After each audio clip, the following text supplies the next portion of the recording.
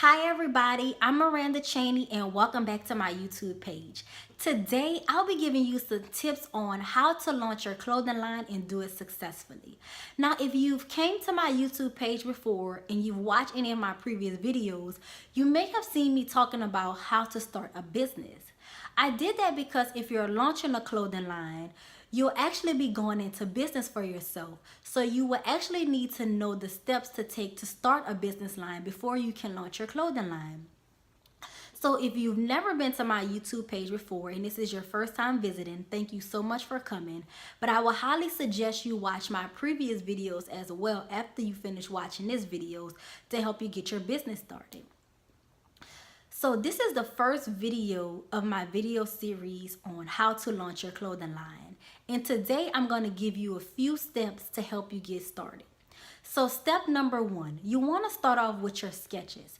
You want to turn what's in your head and put it down on paper. This is the first part of the process to helping your vision come to life.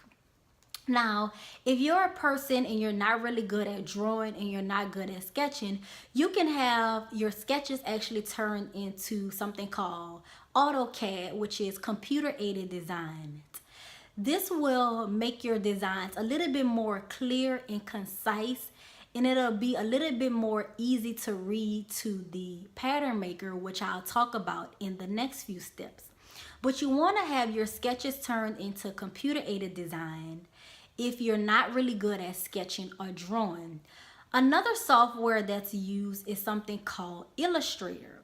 Depending on the person, they'll either use Illustrator or AutoCAD.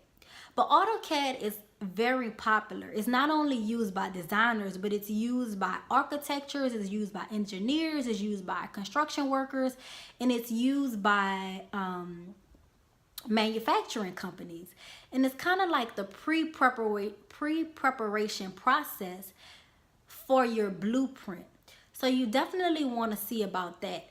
Even if you're really good at sketching and that's something that comes natural for you, or if that's something that you've learned, you still want to try to get your sketches turned into AutoCAD or Illustrator.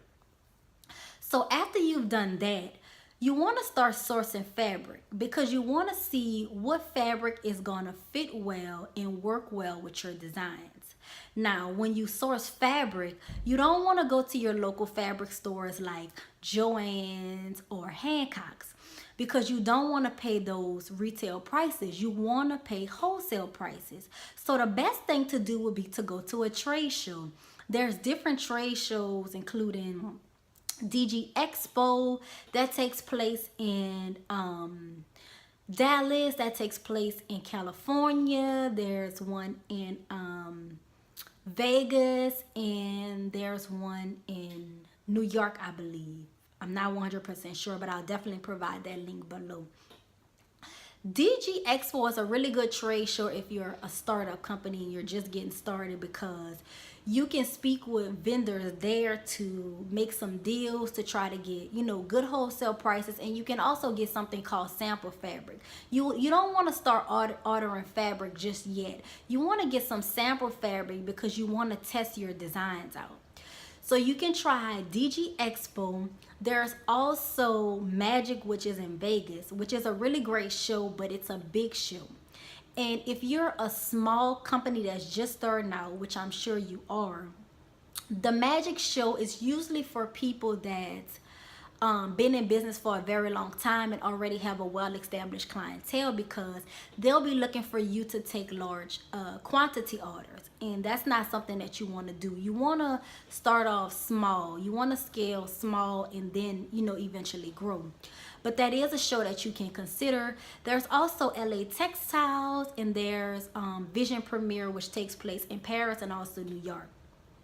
So I'll definitely provide the links to those different types of shows below. And you want to go on their website and see what time of the year they take place, and definitely try to, attend those shows. It would be easier if you live in any of those cities, but if not, you'll definitely want to try to get there by car or by plane.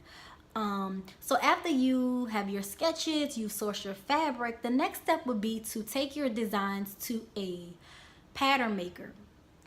you want to show your pattern maker your sketches, and you want to show them the fabric that you're using. Your pattern maker and your patterns will actually be the blueprint to your designs. So that's actually one of the most important components in the design process, is getting your patterns made. And to find a local pattern maker, you can find someone that's in your area by social media like LinkedIn, even Instagram or Facebook, or you can do it by referral. Maybe you can ask someone who may know someone else who may be a pattern maker. You don't want to just go to the first pattern maker you see. You definitely want to interview a few people, see what their work is like, and definitely get some prices. You want to get a good price for your patterns. Patterns can be a little bit expensive, between like $125 and $175 if you're going to hire somebody within the US. That is the typical price range. But if you get somebody that's just starting out, maybe they just graduated from fashion design school, they may be charging, lower prices. I'm not sure, but you can definitely look into that. So you have your sketches, you source your fabric, and the next step, like I said, it would be to talk to a pattern maker.